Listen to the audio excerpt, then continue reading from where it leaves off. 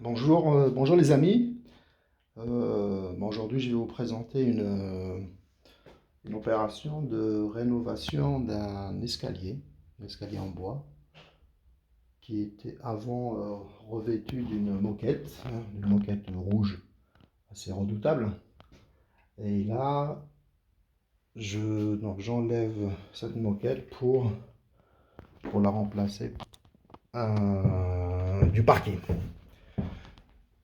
Ça sera une réno pas trop cher.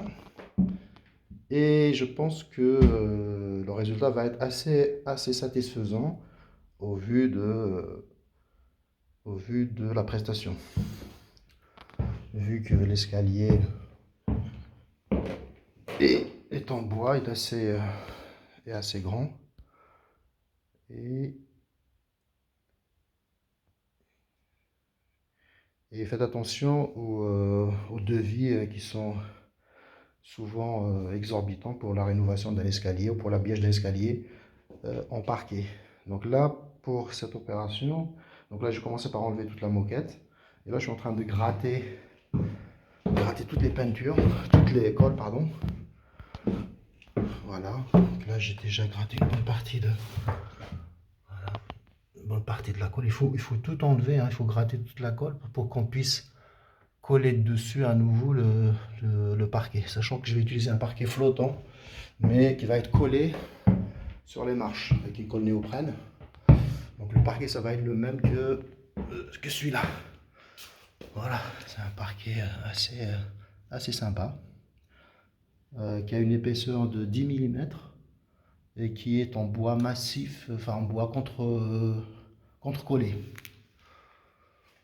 Voilà, là j'ai commencé par faire la chambre. Et là j'arrive au niveau du hall. Voilà, pour attaquer ensuite les escaliers.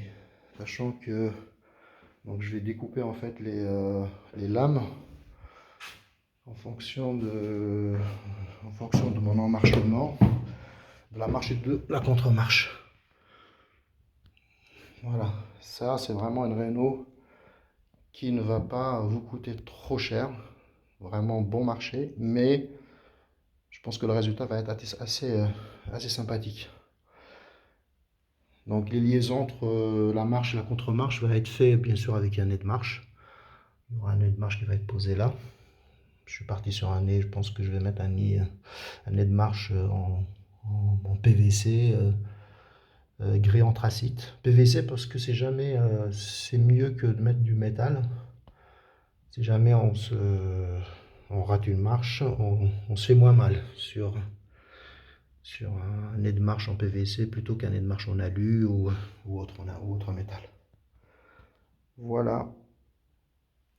Bon, à toutes pour la suite des travaux.